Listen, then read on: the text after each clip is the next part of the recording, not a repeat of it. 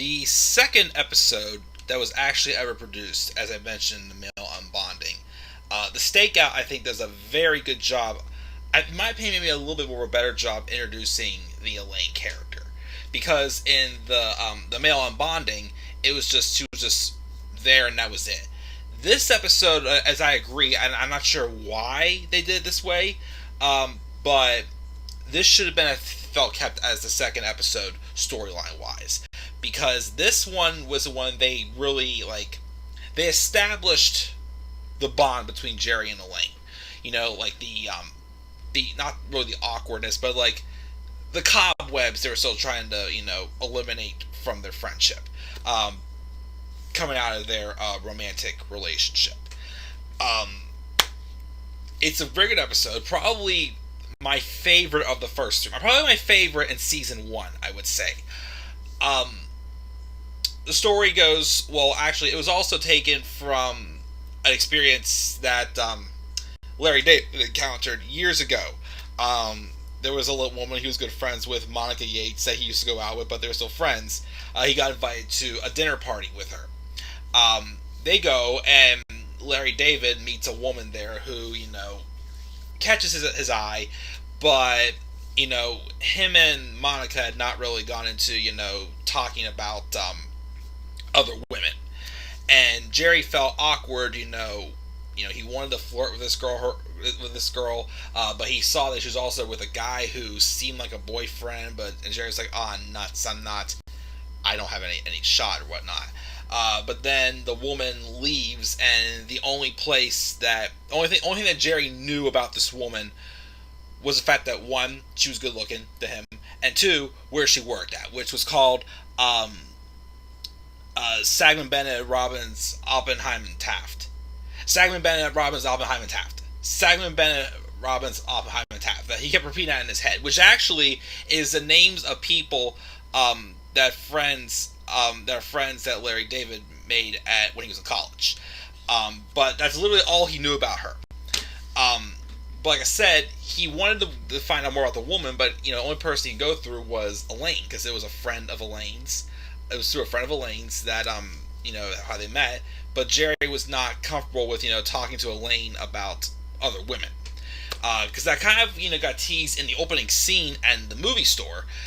Even though they made like a porno joke in that, but obviously there was like a moment where it was just like, oh yeah, it's right, we used to go out, and you could tell there was, even though they were friends, some type of tension in there, a little bit of tension, not much, just a little bit. But then Elaine asks Jerry if he wanted to go to that dinner party. At first he's a little hesitant, but then he decides to go. Then he goes, and of course there's a woman there,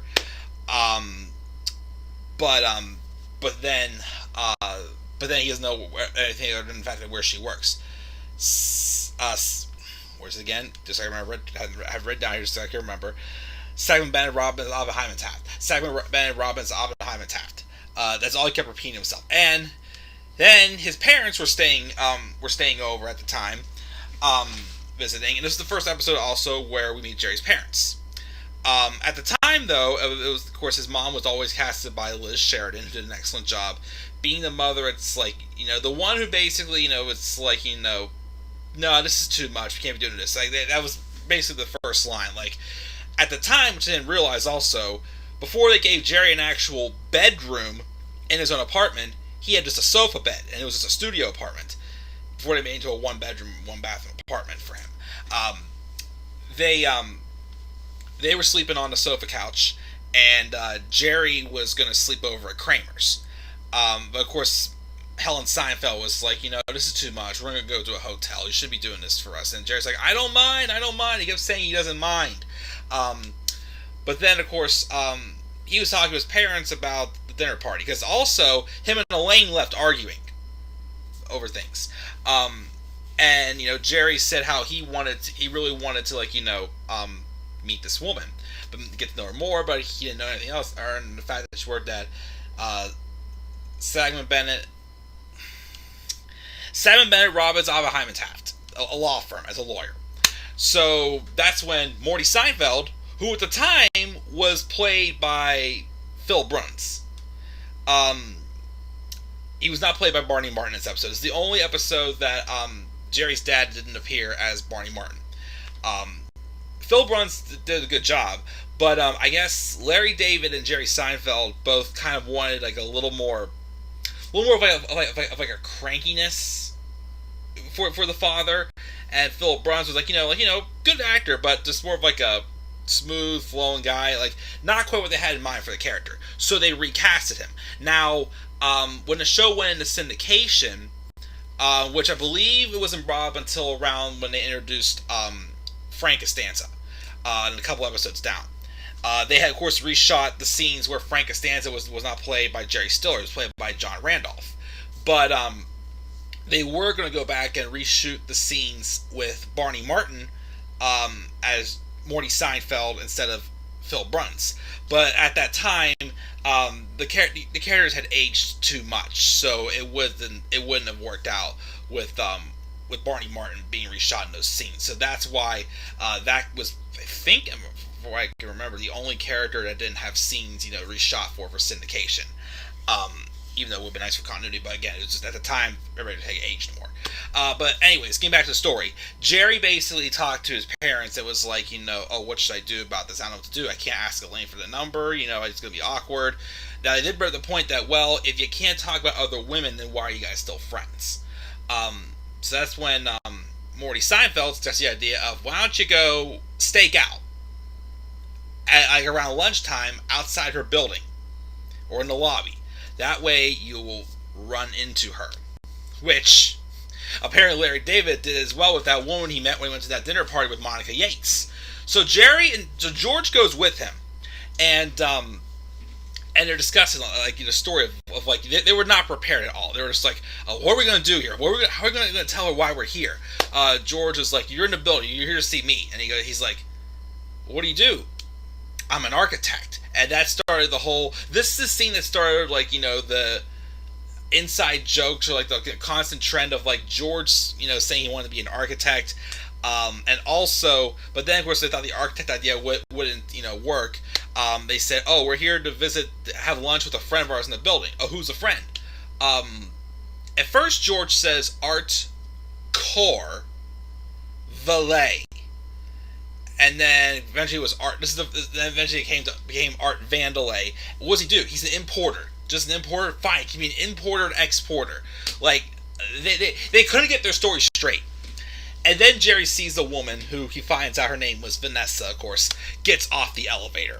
And they're literally just like thrown off. Like, wait, what was the plan again? What's the plan again? And George is begging Jerry, like, let me be the architect. Let me be the architect. Let me be the architect. I can do it. I can do it. Yeah, of course, when Vanessa did see them first, Jerry Flout said, oh, yeah, that's right, I remember seeing you at the dinner party. He says, yeah, and then he mentions Sagman Bennett, Robbins, Oppenheim, and Taft. Sagman, whatever the law firm place name was. And at first I'm thinking, Jerry, why would you first thing immediately state the name of the building?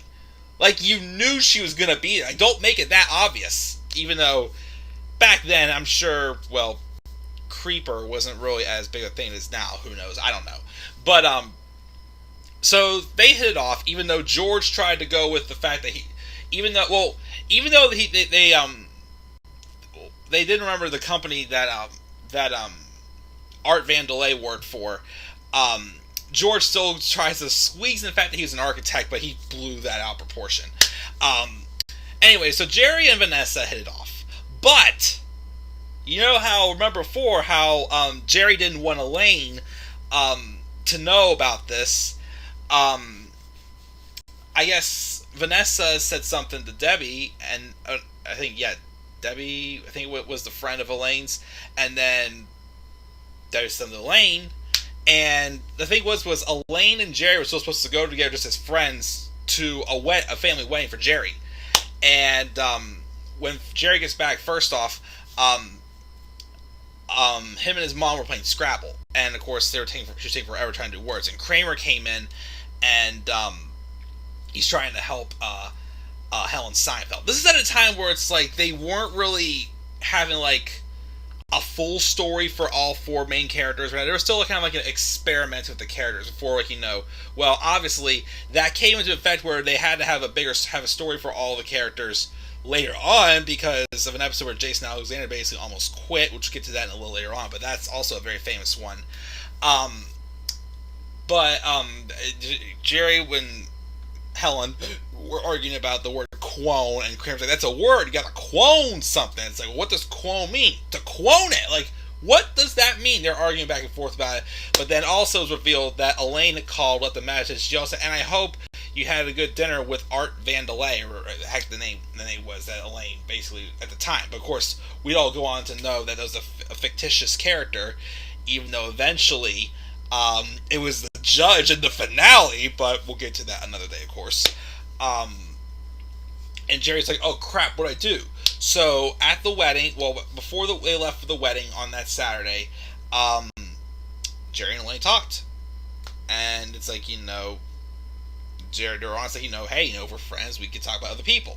As far as revealed, obviously there was another guy kind of lurking around Elaine's life. Life. And, things are cool.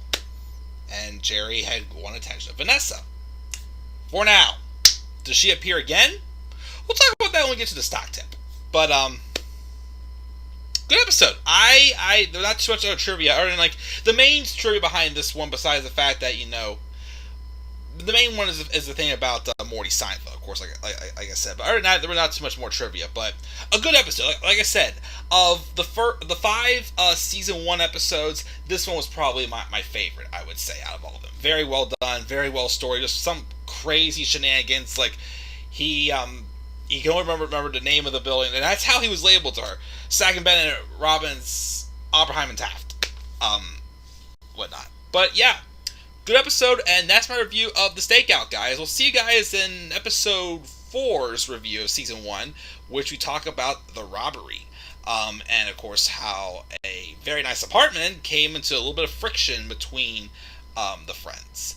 So, guys, it's going to do it. What are your thoughts on this episode, guys? Leave your thoughts down in the comments section below. Slap a like on the video. Subscribe for more content on my channel. Follow me on Twitter at TheManAirBoy93. Until then, guys, I'm checking out. Have a great rest of your night. I'll see you all later. Peace out, everybody.